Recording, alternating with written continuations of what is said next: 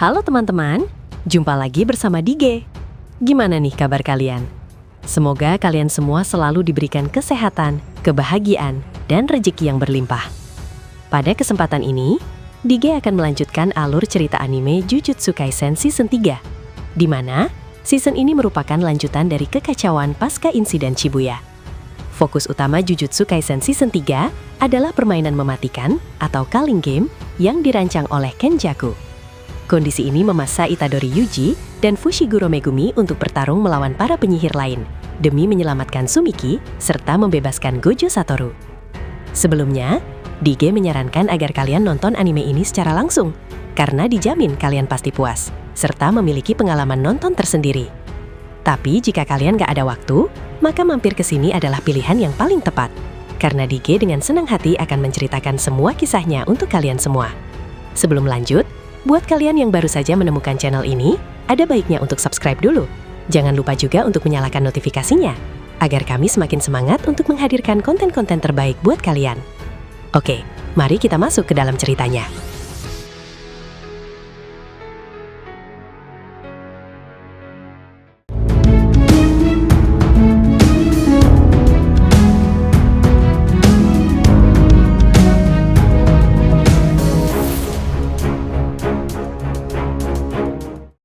Scene dibuka dengan menampilkan sosok Itadori Yuji yang sibuk mencuci tangannya di wastafel. Pemuda itu nampak tegang karena darah di kedua tangannya susah dibersihkan. Walau sudah berusaha menggosok darah tersebut, namun noda itu tidak mau hilang.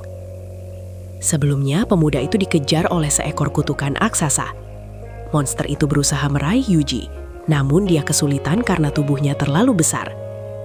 Yuji pun dengan tenang berlari dan menjauhi si kutukan. Dia menerjang kaca gedung dan segera pergi ke gedung lainnya. Namun demikian, si kutukan raksasa terus mengejar dan seakan tidak mau membiarkan buruannya lepas begitu saja. Alhasil, si Yuji benar-benar tertangkap. Monster itu mencengkram dan membawa Yuji terbang begitu tinggi. Tapi anehnya, Yuji langsung terhempas, dan kemudian si kutukan kehilangan satu lengannya. Monster itu terjatuh dan menimpa Yuji. Entah bagaimana caranya, di sini Yuta Okkotsu tiba-tiba muncul dan berusaha menghujamkan katananya pada Yuji. Scene berpindah di markas keluarga Zenin, di mana saat itu Naoya Zenin yang merupakan penyihir jujutsu tingkat pertama nampak ngobrol dengan seorang wanita yang diduga ibunya Maki dan Mei. Sesaat kemudian Naoya dipertemukan dengan member Zenin lainnya, yaitu Ogi dan Jinichi. Pertemuan ini terjadi karena Naobito yang merupakan kepala keluarga Zenin telah wafat. Naoya pun sesumbar bahwa dia adalah penerus Naobito. Ketegangan sempat terjadi, apalagi Naoya tanpa segan berani mengejek Ogi dan Jinichi yang kurang kompeten. Untungnya ketegangan itu terhenti karena Furudate datang untuk membacakan wasiat dari Naobito. Di hadapan Ogi, Jinichi, dan Naoya, Furudate berkata bahwa kepala keluarga Zenin selanjutnya adalah Naoya. Naoya akan mewarisi seluruh aset keluarga Zenin, termasuk pusaka terkutuk. Pusaka itu juga disimpan di dalam gudang SMK Jujutsu. Tapi dalam pengelolaan pusaka terkutuk itu, Naoya harus berkoordinasi dengan Ogi dan Jinichi. Terdapat penjelasan tambahan, di mana jika Gojo Satoru tewas atau hilang akal, maka sesuai dengan perjanjian sebelumnya dengan Fushiguro Toji, Fushiguro Megumi akan disambut kembali dan diangkat menjadi kepala keluarga Zenin. Tentunya seluruh aset akan beralih sepenuhnya pada Megumi. Jelas saja penjelasan Furudate membuat Naoya kesal. Dia juga mengejek Ogi dan Jinichi karena tidak punya nyali, apalagi membiarkan orang luar seperti Megumi menjadi penguasa keluarga Zenin. Dia pun bertanya di mana posisi Megumi sekarang. Si ibu berkata kalau Megumi kemungkinan berada di Tokyo bersama Itadori Yuji. Sebenarnya Naoya tidak mengenal Yuji, tapi setelah dia tahu kalau Yuji adalah wadah Sukuna, lelaki itu langsung memutuskan kalau dia akan pergi untuk membinasakan Yuji dan Megumi. Walau saat ini Tokyo jadi sarang kutukan, namun Naoya tidak peduli dan akan menjalankan niatnya. Apapun alasannya, hanya dia seorang yang boleh menjadi kepala keluarga Zenin. Di sisi lain, Yuji berkata pada Choso bahwa dia merasakan kekuatan Sukuna yang semakin besar. Pemuda itu merasa tidak tenang karena Sukuna merencanakan hal yang buruk pada Megumi. Choso tidak marah walau Yuji telah mengeksekusi Eso dan Gachizu. Baginya, hal itu adalah kecelakaan yang tidak bisa diprediksi. Keduanya pun berjalan beriringan dan pergi ke pusat kota untuk mengurangi jumlah roh kutukan. Di tengah jembatan laut, Yuji menepukkan tangannya hingga memanggil beberapa kutukan. Dia pun berlari secepat kilat untuk menghindari serangan monster. Walau tersudut, namun Yuji mampu melepaskan beberapa serangan fisik hingga para kutukan hancur berantakan. Namun para kutukan tidak memberikan Yuji waktu bersantai. Para roh itu terus bermunculan dan mengejar Yuji. Yuji sendiri terus berlari tanpa melihat ke belakang. Dia lantas memasuki lorong jalanan bawah tanah dan meneriaki Choso untuk melepaskan serangan.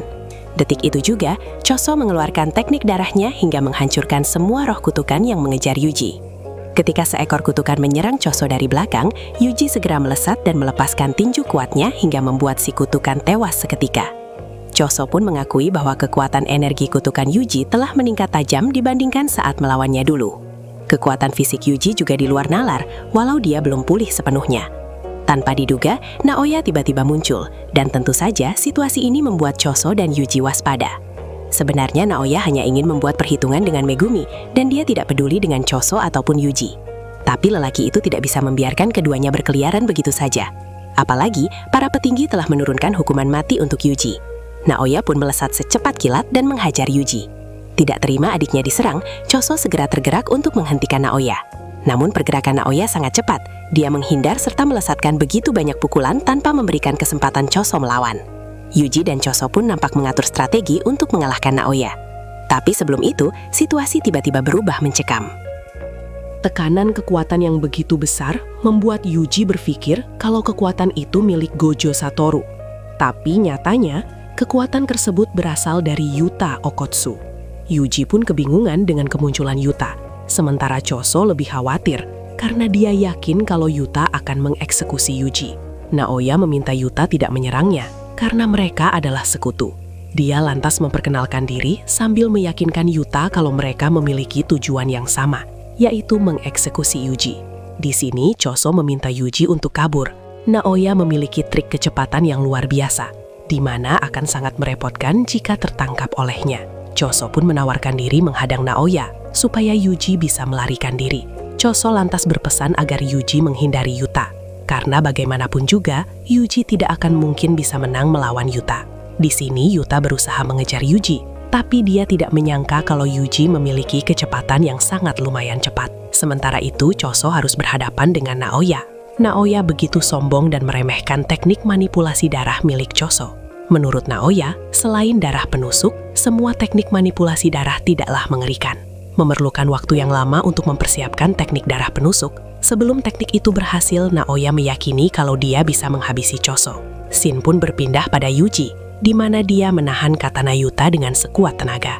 Walau berhasil melepaskan diri dari serangan Yuta, tapi Yuji harus jatuh bangun menerima terjangan kekuatan Yuta yang sangat brutal. Yuji menyadari bahwa Yuta memiliki kekuatan yang biasa saja. Namun demikian, pemuda itu memiliki jumlah energi kutukan yang sangat besar. Lebih parahnya lagi, jumlah energinya jauh di atas Gojo Satoru. Namun demikian, Gojo tetap memiliki performa terbaik dengan kekuatan mata ke-6 atau Six Eyes. Yuji pun kesulitan menghadapi Yuta. Ditambah lagi, semua serangan Yuta sangat mematikan baginya. Namun demikian, Yuji tidak mau mati di tempat ini. Dia pun menghindar dan mempersiapkan strategi serangan untuk melawan Yuta. Dengan sigap, Yuji mengambil sebilah pisau survival dari kabin mobil. Walau belum diajari tentang cara menggunakan senjata dengan energi kutukan, namun Yuji berusaha keras melawan Yuta dengan senjata sekecil itu. Bentrokan pun terjadi hingga mengakibatkan pisau Yuji hancur serta tubuhnya tertebas. Hebatnya, Yuji berhasil mematahkan katana Yuta dengan cara menendangnya. Walau cukup kaget, namun Yuta jadi maklum karena Yuji adalah muridnya Gojo. Tentu saja tidak akan semudah itu untuk mengalahkan Yuji. Yuji sendiri nampak tenang karena Yuta tidak memiliki senjata lagi. Dia pun kembali melesat untuk melancarkan serangan. Tapi sebelum itu, sebuah tangan raksasa tiba-tiba menghentikannya. Jelas saja Yuji begitu kaget karena kutukan super kuat menahan tubuhnya dengan begitu erat. Dia pun tidak bisa bergerak sama sekali. Tanpa disadari, darahnya jatuh bercucuran. Ternyata katana patah milik Yuta telah menyeruak dan menembus jantungnya Yuji.